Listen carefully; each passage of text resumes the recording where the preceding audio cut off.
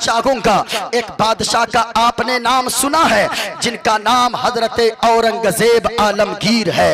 लोग कहते बड़ी क्रूरता वाले बादशाह थे। आपने उनकी तारीख को नहीं पढ़ा है, आपने उनकी हिस्ट्री को नहीं पढ़ा है। औरंगजेब आलमगीर कौन थे? हाफिज कुरान आलमगीर थे। वो हजरत औरंगजेब आलमगीर जो दिन भर लोगों की दिल्ली में फरियाद सुना करता है, और जब इशा का वक्त होता है रमजान के महीने में मुसल्ले पे खड़े होकर लोगों को कुरान की तिलावत सुनाया करता है, वो हजरत औरंगजेब आलमगीर है। मैं कहना चाहूंगा मेरे भाइयों, आज लोग कहते बड़ी क्रूरता वाले बादशाह थे। देखो इस्लाम क्या पढ़ाता है। आज तो लोग मुंह देख देख कर फैसला करते हैं। ये इस पार्टी का आदमी है, इसको जो है बोलना बोलने दो, इसके लिए छूट है। और ये फला पार्टी का है, इसको पकड़ के अंदर डाल दो। मैं कहना चाहूंगा इस्लाम ये नहीं बताता है। हजरत औरंगजेब आलमगीर है, बनारस की धरती है, बनारस की धरती आज भी गवाह है।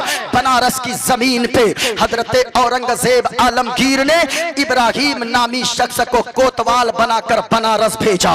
जब वो इब्राहिम आया, वो बनारस में एक पंडित जी रहते थे जिसकी एक बेटी थी, बड़ी खूबसूरत थी, जिसका नाम शकुंतला देवी था। जब इब्राहिम कोतवाल ने पंडित की बेटी को देखा तो देखकर उसका दिल आ गया। कहा कि ओ पंडित की बेटी, तुझसे मैं निकाह करना चाहता हूँ। पंडित की बेटी कहने लगी, ओ इब्राहिम तू मुसलमान है, मैं एक पंडित की बेटी, मैं तुझसे कभी निकाह नहीं कर सकती। इतना कहना था। इब्राहिम ने कहा, ओ पंडित की बेटी शकुंतला सुन, अगर तू नहीं मानेगी समझाने से तो जिस दिन तेरी शादी की डोली उठेगी उस दिन डोली तेरे ससुराल में बाद में पहुंचेगी। वो डोली पहले मेरे यहाँ दरबार में आएगी। जब इतना कहना था, पंडित की बेटी घर जाकर रोने लगी। पंडित भी रोने लगा, लेकिन अचानक कहने लगी अपने बाप के आंखों के आंसुओं को पोंछकर कि बाबा जी आप रोए नहीं, बेटी वो बड़ा जालिम है। इब्राहिम कोतवाल जो बोलता है वो करके दिखा देता है, इसलिए बेटी मुझे डर है कहीं वो तेरी डोली न उठवा ले। बड़ा जालिम आ गया है कोतवाल बनकर। बेटी आंसुओं को पोंछती है बाप के और कहती है कि बाबा जी रोइए नहीं। कहा बेटी रो नहीं तो और क्या करूं। कहा कि सुनिए बाबा, हमने सुना है कि दिल्ली की सरजमीन पर एक इंसानियत का बादशाह रहा करता है, और वो ऐसा बादशाह है मुंह देखकर फैसला नहीं करता है। फैसला जब भी करता है तो इंसानियत के नाम पर फैसला करता है। मैं जाऊंगी दिल्ली की सरजमीन पे और वहां जाकर उसके पास फरियाद लगाऊंगी। अब वो पंडित की बेटी वो मुगलिया सल्तनत का लिबास कपड़ा पहनती है, घोड़े पर सवार होती है, मुंह पे हिजाब डाल लेती है, कपड़ा लपेटती है, जुमा के दिन दिल्ली पहुंचती है। हजरत औरंगजेब आलमगीर बाहर निकल रहे थे, वो जाकर वो फरियादियों की लाइन में जामा मस्जिद की सीढ़ी पे खड़ी हो जाती है। इब्राहिम कोतवाल ने जो जुल्म किया था उसको पर्ची में उतार लेती है। फरियादियों की लाइन लगी है। हजरत औरंगजेब आलमगीर नमाज पढ़ाकर बाहर निकलते गए, फरियादियों से पेपर लेते जाते गए, लेकिन आखिर में इनका नंबर आता है पंडित की बेटी का। जैसे ही कागज को हाथ में लिया, पढ़ा हजरत औरंगजेब आलमगीर ने, और उसके बाद अपनी चादर को उतारा, शकुंतला देवी के बदन पे रख दिया और सर पे रखकर कहे हजरत औरंगजेब आलमगीर ने कि ए बेटी शकुंतला, तेरा लिबास ये नहीं है जो तू पहन कर आई है, तेरा लिबास तो ये है, तू पर्दे में लिपट कर रहने की चीज है। सुन बेटी, जा, तेरी मदद करने औरंगजेब आलमगीर बनारस जरूर आएगा। वो शकुंतला तो घर आ गई। अब पंडित जी परेशान है, क्या होगा। शादी की तारीख तय हो गई, डोली उठने वाली है। पंडित कहने लगा, ओ बेटी शकुंतला, कहाँ गया वो तू कह रही थी इंसानियत का बादशाह है, अब तक वो नहीं पहुंचा है। बेटी पंडित की कहने लगी कि ए बाबा, हमें यकीन है, आप मानो या ना मानो, जिस मोहब्बत से उसने मुझको बेटी कहा है, एक बाप अपनी बेटी की इज्जत बचाने बनारस जरूर आएगा। अल्लाह अकबर। अब जरा सुनिएगा, एक बाप जरूर आएगा। पंडित ने कहा कि देखते हैं कब आता है। डोली सजने लगी, इब्राहिम कोतवाल अशरफिया उधर बांट रहा था। अचानक एक फकीर आया, कंबल ओढ़ कर आया और आकर कहने लगा, ओ इब्राहिम कोतवाल, हमें भी कुछ चाहिए। कहा जमीन पे अशरफिया पैसे पड़े हैं, उठा लो। कहा मैं ऐसा वैसा फकीर नहीं हूँ, हमें हाथ में चाहिए। कहा कि ले तू भी क्या याद करेगा। झोले में हाथ डाला, अशरफिया निकाला एक हाथ से और अशरफिया निकाल कर उस फकीर को देने के लिए जैसे ही बढ़ाया, कंबल ओढ़े फकीर ने हाथों को पकड़ा इब्राहिम कोतवाल के, घोड़े से खींचकर जमीन पे पटक दिया। जब चादर को हटाया, कोहराम मच गया मजमे में। कहा लोगों, चादर ओढ़कर कोई आम फकीर नहीं आया है, वक्त के बादशाह हजरत औरंगजेब आलमगीर आ गए हैं। अल्लाह अकबर। जरा सुनिएगा, हजरत औरंगजेब आलमगीर आ गए हैं। जैसे ही देखा, इब्राहिम कोतवाल थर थर कांपने लगा। कहा माफ कर दीजिए हुजूर। कहा सुन, बेटी बेटी होती है, चाहे वो हिंदू की बेटी हो, चाहे वो मुस्लिम की बेटी हो, चाहे वो यहूदी की बेटी हो, चाहे वो ईसाई की बेटी हो। माफी मांगने लगा इब्राहिम कोतवाल। अब देखे, आज के जमाने में अगर कोई होता, यहाँ तो रेपिस्ट को भी लोग उनके नाम पे मोमबत्तियां जलाकर उसके लिए लोग एहतजाज करने लगते हैं। ये अंधा नहीं उछलता है कानून। बल्कि सुनो, इब्राहिम कोतवाल माफी मांगता रहा। कहा कि नहीं, तेरे लिए कोई माफी नहीं है। दो पागल हाथियों को मंगवाया, दोनों पागल हाथियों के पांव में जंजीर मोटे मोटे बंधवा दिया। इब्राहिम कोतवाल के दोनों पैर में जंजीर बंधवा दिया। दोनों तरफ दोनों हाथी को, पागल हाथियों को दौड़ा दिया। इब्राहिम कोतवाल को बनारस की धरती पर हजरत औरंगजेब आलमगीर ने बीचों बीच फड़वा दिया और फाड़ कर बता दिया कि दुनिया वालों, वो कोई और होगा जो जात और धर्म देखकर फैसला करता होगा, लेकिन मुस्तफा का गुलाम औरंगजेब आलमगीर फैसला करता है तो जात धर्म के नाम पर नहीं, बल्कि इंसानियत के नाम पर फैसला करता है। सुभान अल्लाह। हाँ, ये है इस्लाम, ये है इस्लाम। लोग बदनाम करते हैं इस्लाम को। सुनो, इस्लाम क्या कहता है। इस्लाम का एक एक पैगाम आप सुनेंगे, अल्लाह की कसम आपको मोहब्बत हो जाएगी। इस्लाम से खूबसूरत मजहब कोई है ही नहीं दुनिया में, पर मौत नसीब हो जाए। हाँ, हम तो कहते हैं अपना सब कुछ गुंबद खजरा कल भी था और आज भी है। अपना सब कुछ गुंबद खजरा कल भी था और पूरा मजमा बोले आज भी है। अपना सब कुछ गुंबद खजरा कल भी था और आज भी है। लोगों, मैं आपसे कहना चाहूंगा, यहाँ जितने दीवाने आए हो, अल्लाह ने अगर दौलतमंद बनाया गए, अल्लाह ने अगर रुपए पैसों से नवाजा गए, बड़ी बड़ी बिल्डिंग मैंने आपके यहाँ देखा, बड़े बड़े मकानात मैंने आपके यहाँ देखा, लेकिन एक गुजारिश करके जाना चाहूंगा, अल्लाह ने अगर दौलत दिया गए, आप क्या करते हो? मुफ्ती साहब, हालत ये हो गई है कौम की, जहाँ दौलत आ गई, आप कभी बंगाल की खाड़ी घूमने जाते हो, कभी कश्मीर की वादी घूमने जाते हो, कभी दार्जिलिंग की हरियाली देखने जाते हो, कभी दिल्ली जाते हो लाल किला देखने, कभी कोलकाता जाते हो विक्टोरिया देखने, कभी तुम चले जाते हो आगरा ताजमहल देखने को।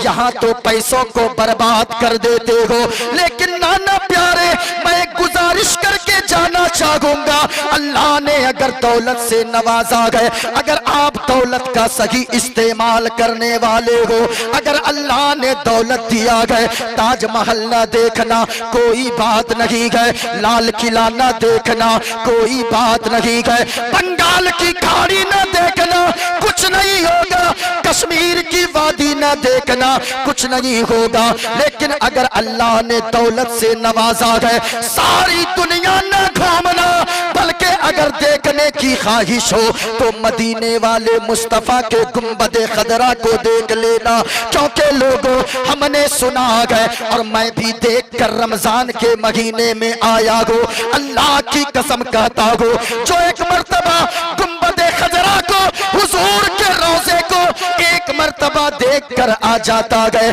तो फिर वो हमेशा यही गुनगुनाता गए, ओ जमाने वालों, दुनिया की सारी चीजें फीकी गए, दुनिया में हमारे लिए कुछ नहीं गए, बल्कि अपना सब कुछ गुंबद खजरा कल भी था और आज भी गए।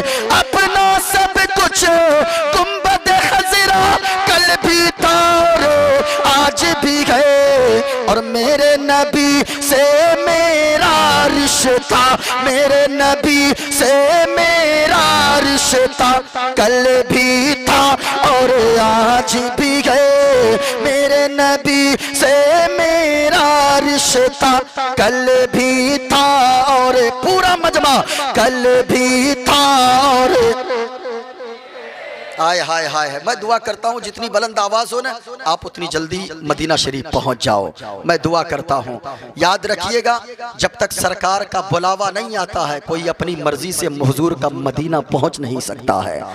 वरना कितने लोग ऐसे हैं, एयरपोर्ट पे तबीयत बिगड़ जाती है, पासपोर्ट बना है, वीजा लगा है, सारी चीजें तैयार है। हमारे गांव में इससे पहले वाले साल हज पे कुछ लोग जा रहे थे, शौहर बीवी एक घर से, वो दोनों भी तैयारी कर लिए थे, पासपोर्ट बन गया, वीजा लग गया, सारे सामान पैक हो गए, लेकिन उसी वक्त उनके शौहर की तबीयत खराब हो गई, वो नहीं जा पाए।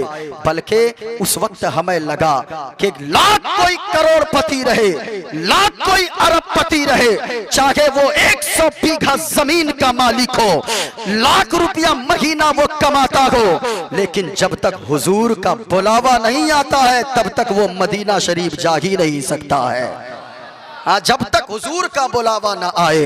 तो इसलिए अपना सब कुछ गुंबद खजरा कल भी था और आय हाय, और बदला दो गुस्ताख नबी को, गैरत सुन्नी जिंदा है। अरे दीन पे मर मिटने का जज्बा, दीन पे मर मिटने का जज्बा कल भी था और आज भी है। मेरे नबी से मेरा रिश्ता कल भी था और आज भी है।